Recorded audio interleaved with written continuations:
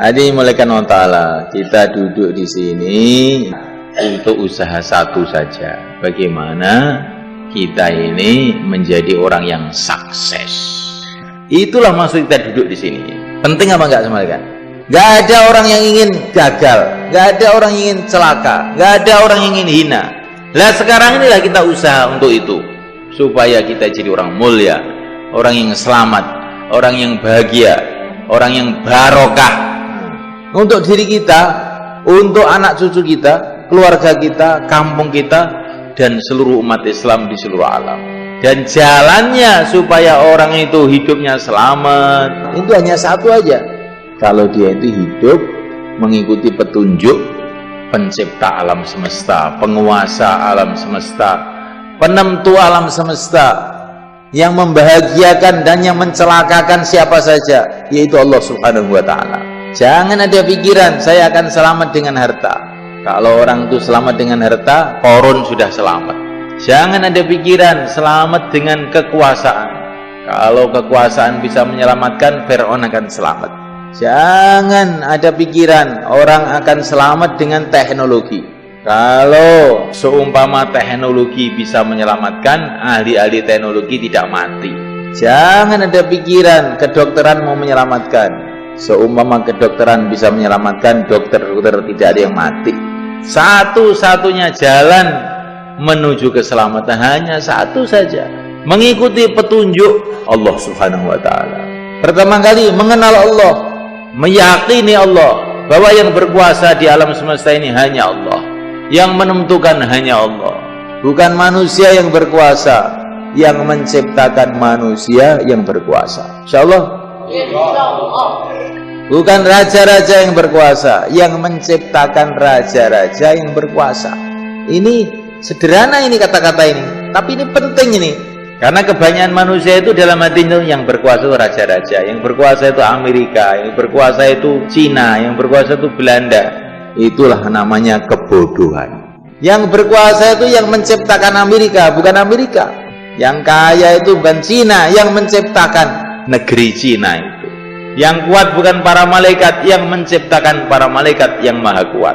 La ilaha illallah. Asas pertama supaya orang itu selamat itu harus keyakinannya itu benar. Kalau keyakinannya nggak benar, nggak akan bisa selamat.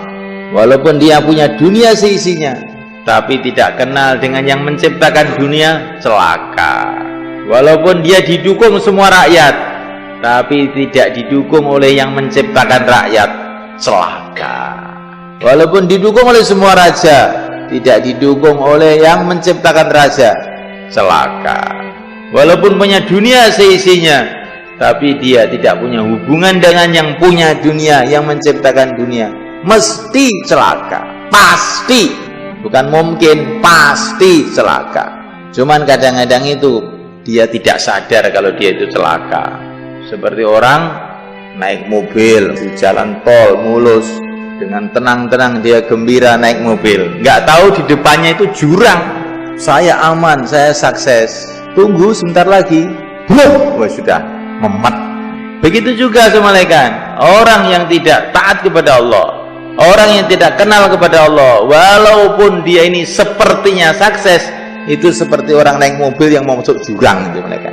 Maka syarat kesuksesan pertama keyakinan atas la ilaha illallah. Maka yang mulia baginda Nabi alaihi salatu wasallam mengatakan, ayyuhan nas qulu la ilaha illallah tuflihu.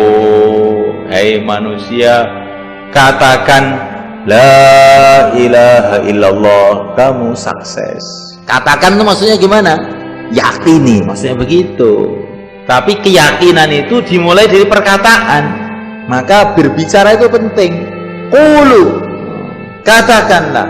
Nabi tidak mengatakan yakinilah, katakanlah. Katakanlah la ilaha illallah, kamu akan sukses.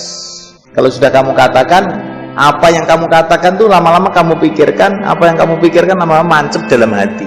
Maka qul huwallahu ahad, katakan Allah itu esa. Allahus Samad. Allah lah hajat seluruh makhluk. Hajat kamu bukan kepada dunia, hajat kamu itu sebetulnya kepada yang menciptakan dunia. Cuman kamu salah paham. Kalau Allah tidak menciptakan dunia, kamu bikin sendiri. Allahus Samad. Hajat kita itu hanya Allah. Kalau kita ke pasar, hajat kita ini kepada Allah, bukan kepada pasar. Hajat kita ini kepada pertolongan Allah yang Allah turunkan di pasar. Begitu juga kalau kita ke ladang, hati kita, hajat kita ini kepada Allah yang menurunkan pertolongan Allah yang ada di sawah, di ladang. Kalau Allah tidak tolong kita di sawah, di ladang, akan buntu semua jalan. Tapi ini jangan diam aja. Qul, katakan dah, jangan diam.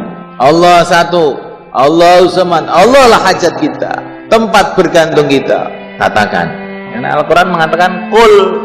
Nabi juga mengatakan qulu, katakan.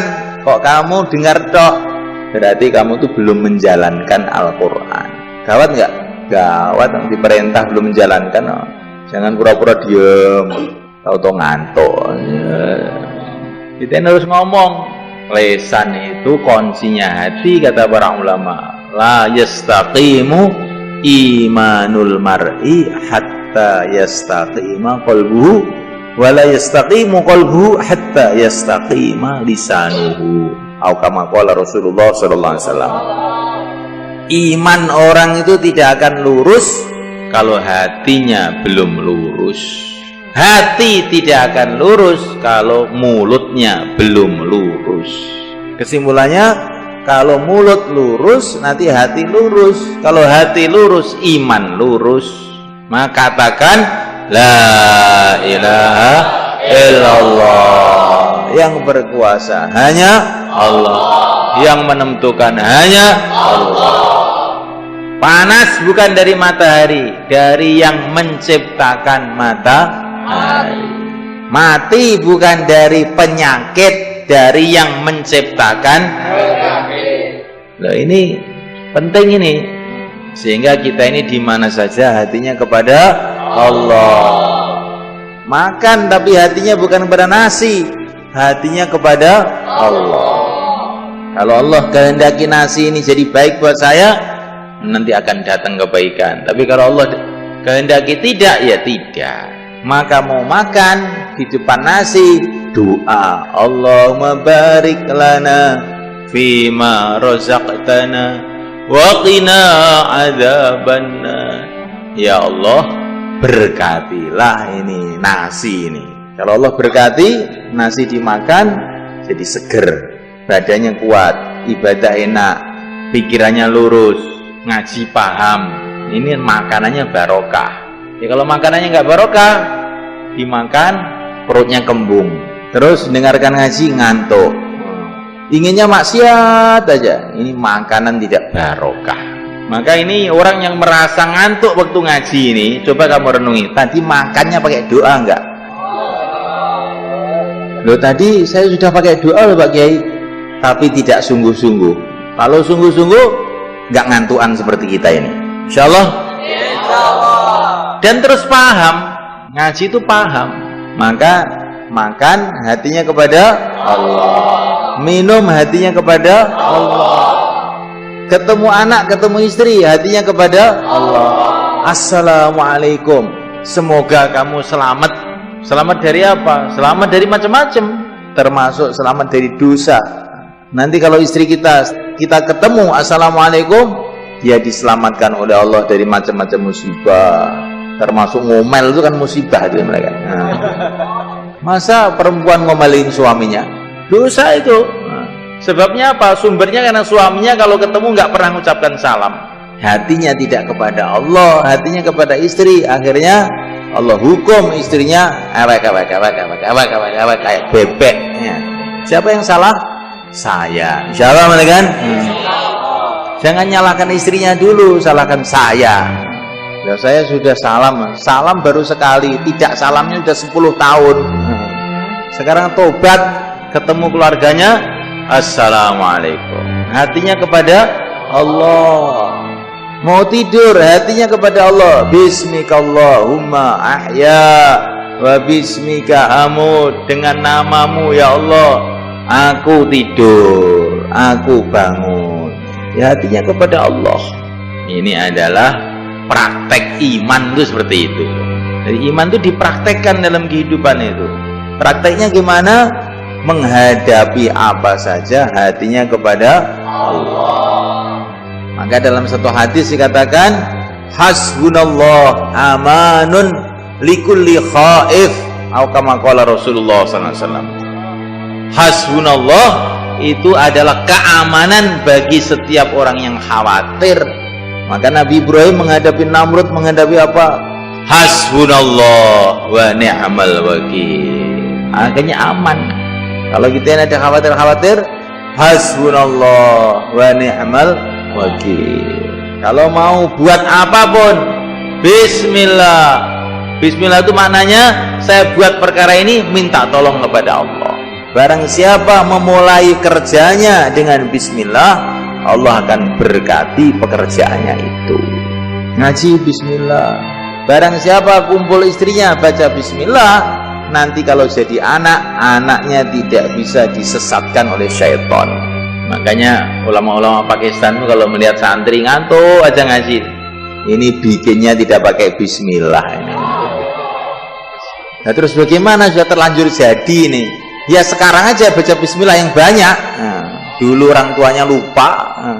Jadi kalau anaknya itu ngantuan tuh jangan disalahkan anaknya dulu. Mungkin lupa ini dulu itu, nggak baca bismillah. Jadi semulaikan Allah SWT, ini penting, ini iman nih semulaikan. Nah ini kita ulang-ulang, hari-hari kita bicarakan sampai kita mati dengan la ilaha illallah. Inilah kesuksesan.